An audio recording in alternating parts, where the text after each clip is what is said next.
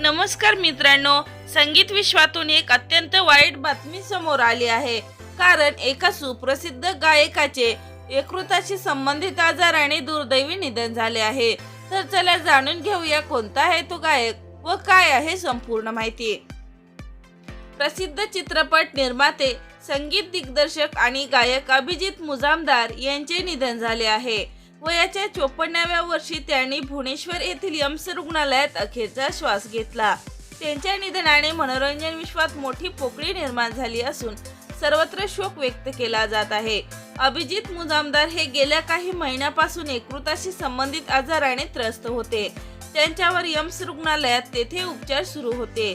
काही काळ ते गंभीर अवस्थेत कोमामध्ये गेले होते।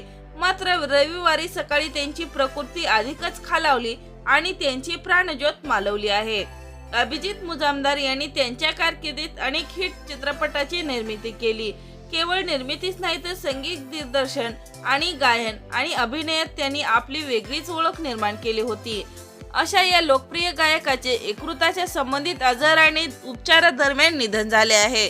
तर मित्रांनो, आपल्या चॅनल कडून यांना भावपूर्ण श्रद्धांजली।